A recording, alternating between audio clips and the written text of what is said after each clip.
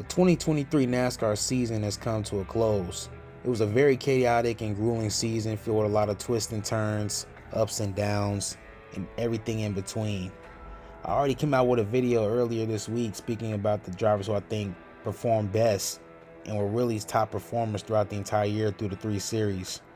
Now I want to review this season as a whole by giving my opinion on who really stuck out in a negative way this season and who really underwhelmed compared to the expectations going into this season. Before I dive into this list though, even though it disappoints me to say it, I'd like to point out a couple honorable mentions. Starting off in Xfinity, when it comes to honorable mentions, is somebody I got to speak on a little bit is Daniel Hemrick.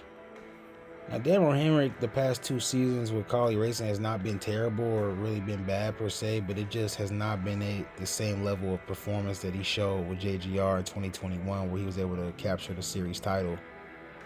I just feel like as a whole he's been really underwhelming these past 2 seasons, and with him moving up to full-time in Cup with Carly Racing this year in the 31 car, expectations won't be very high for them as a team, but for him, I would expect the expectations to be a little bit higher than they've been in the past since you're moving back to a full-time Cup ride again.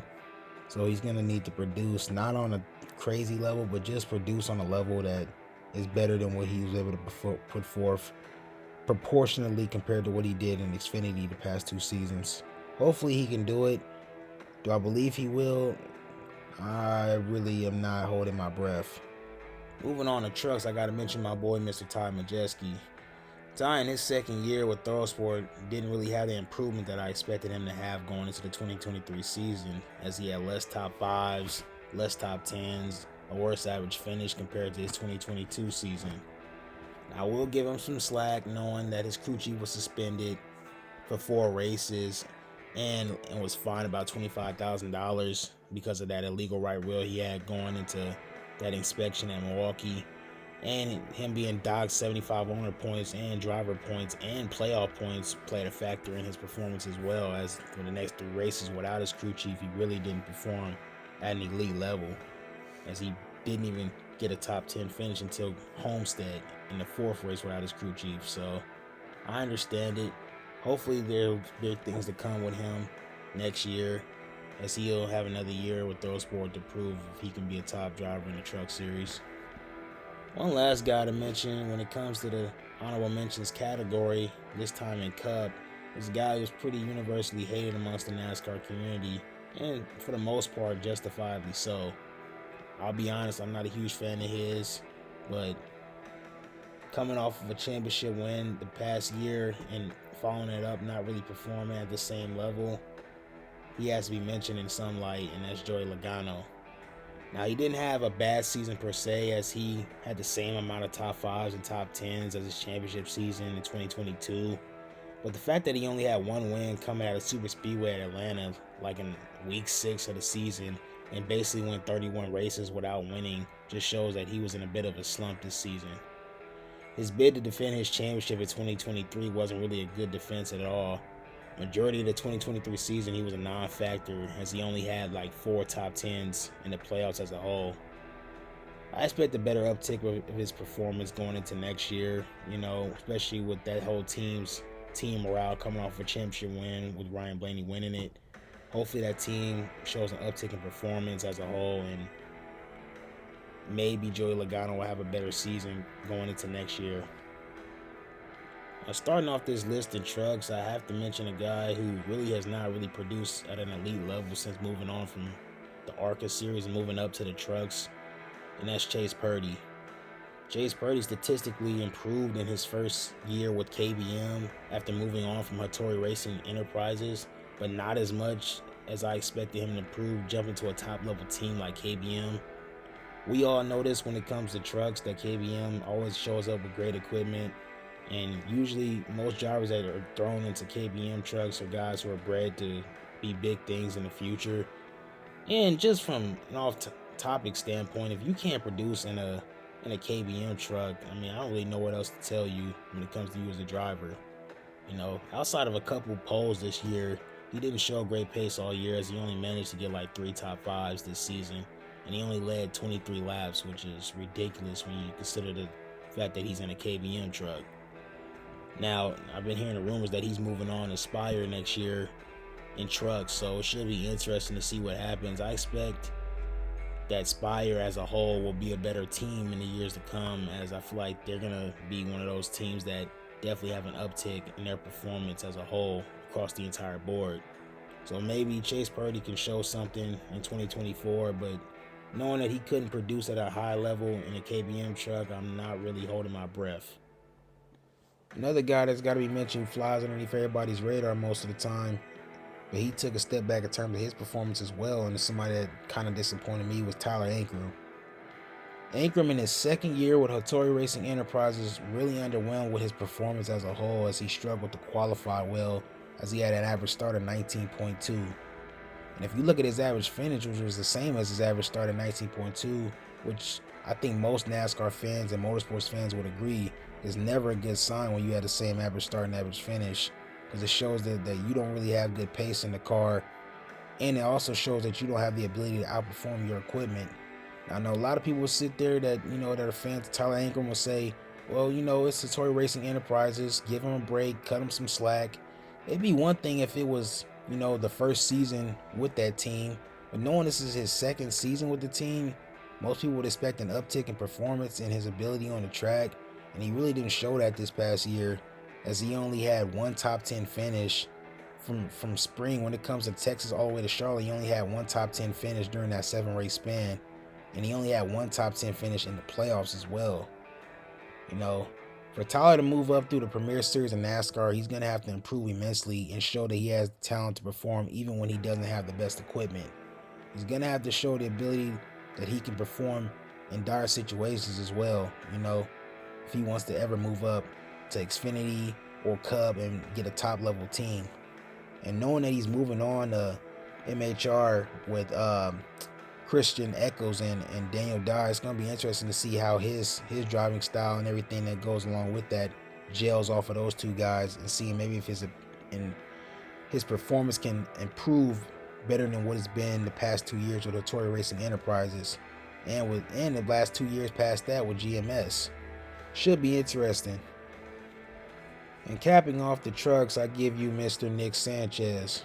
Now, I know what some people may be thinking, and some people who are listening may scratch their heads and say, it was his rookie year in trucks, give him some time.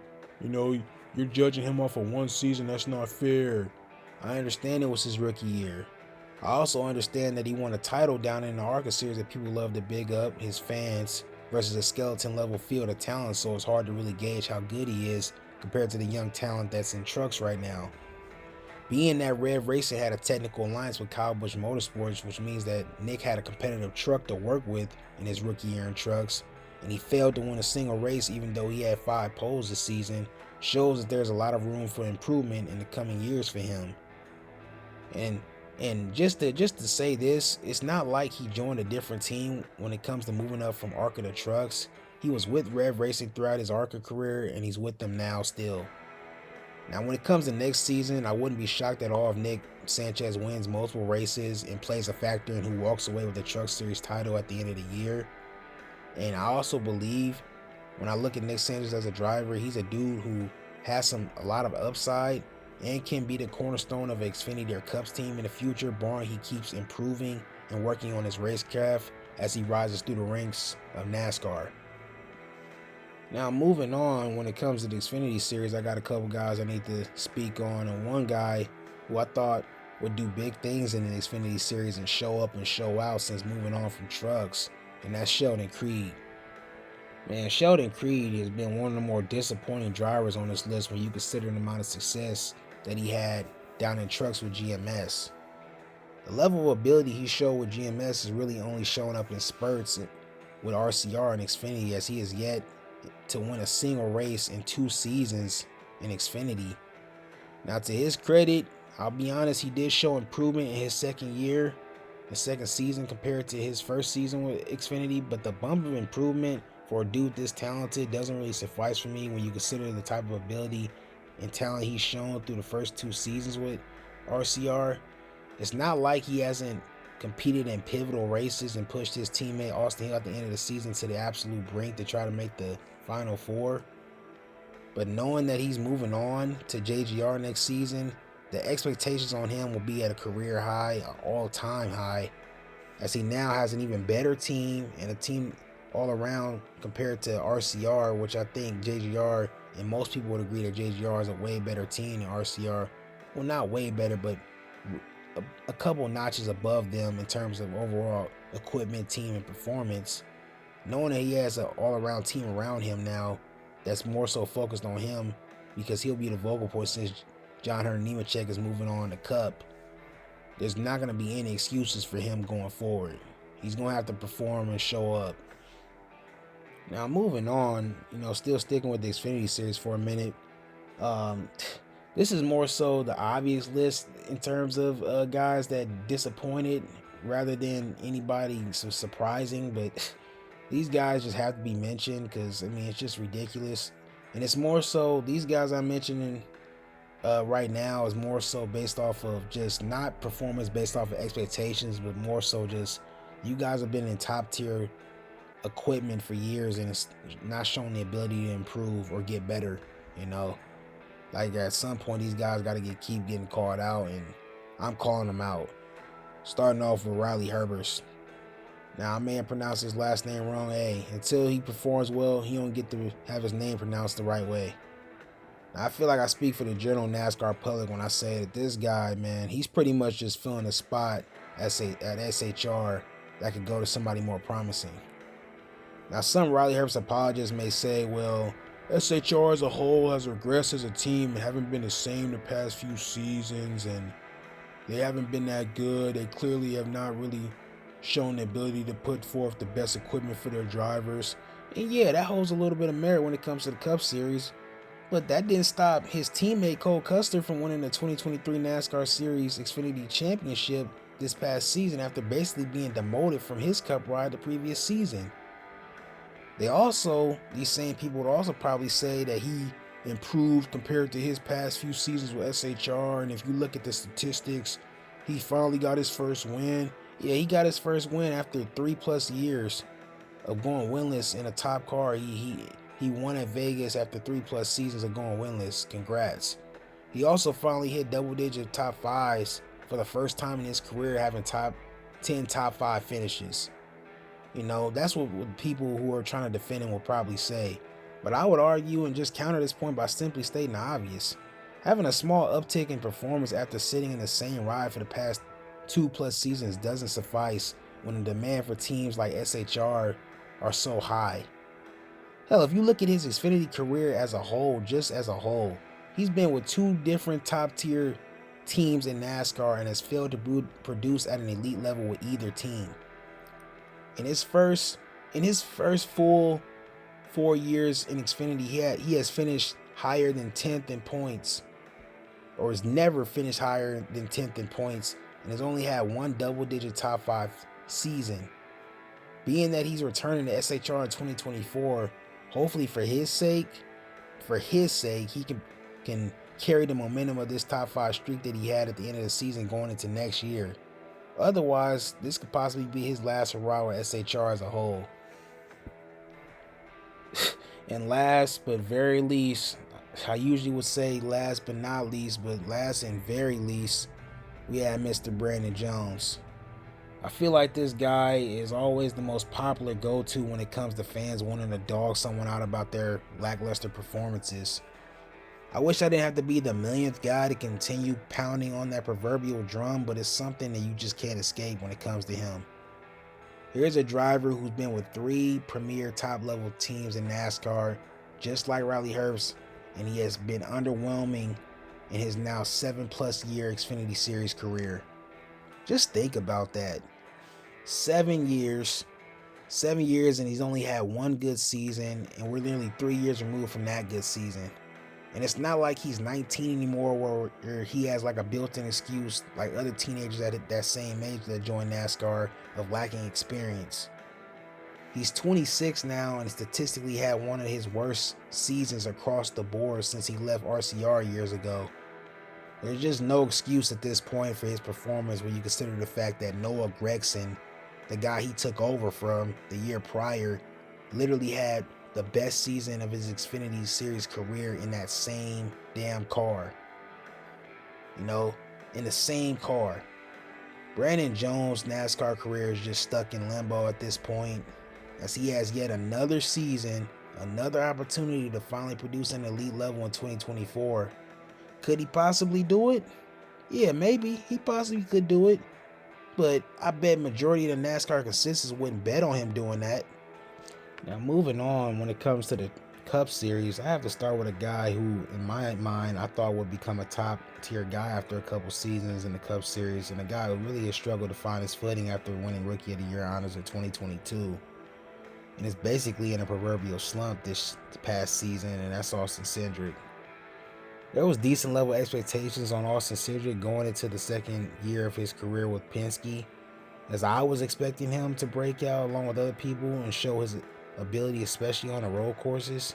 But sadly, things are just not coming into fruition for him, as this past season he couldn't find his rhythm at any point in the season, only having one top five finish all year long, with it coming out of Talladega Super Speedway race late in the season, which is just very unimpressive, and only having 5 top 10 finishes all season long, which is definitely not good as well.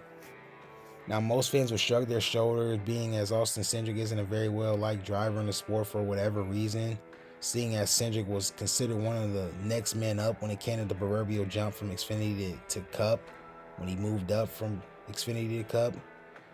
And sitting in top-tier equipment withering away isn't something I expected from him in the slightest. It looks even worse for him when you take into consideration what his teammates are, and who his teammates are.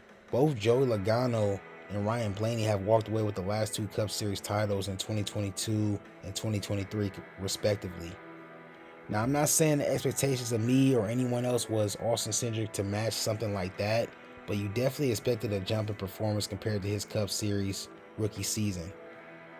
Now, be that as it may, the good things going for Cindric is that he's young, he's talented, and he has the backing with his father being the president of Team Penske, so he has all the backing in the world to be successful. It's just whether or not he's able to cultivate that in the seasons to come with his team and his car as a whole. Hopefully he can do it, and get this proverbial lump off his back when it comes to people doubting him and not believing in him and not giving him the amount of credit he deserves just because his father is with the company. We'll see what happens. And the last person that really fits on this list for right now is another driver that really needs to be called out, and that's Chase Briscoe. Well, someone as talented as Chase Briscoe is, the same sort of expectation that we place on guys like Cindric have to be applied on Chase as well. Seeing as he finished his 3rd season on SHR this past year, you can really look at his career at face value and see that he's been up and down to start his Cup career. He came into SHR in 2021 replacing Clint Boyer, so the expectations on him have never really been that high to begin with, especially as they are right now. But for the most part, he didn't have a good rookie season and only had 3 top 10 finishes to show for his rookie campaign. But he would rebound the next year, having a decent uptick in performance, winning his first race of his Cup career along with making the playoffs and finishing 9th in points. Solid sophomore year. In 2023, he was a giant disappointment as he could only put together back-to-back top 10 finishes one time, coming early in the season from Bristol dirt to Talladega of all places.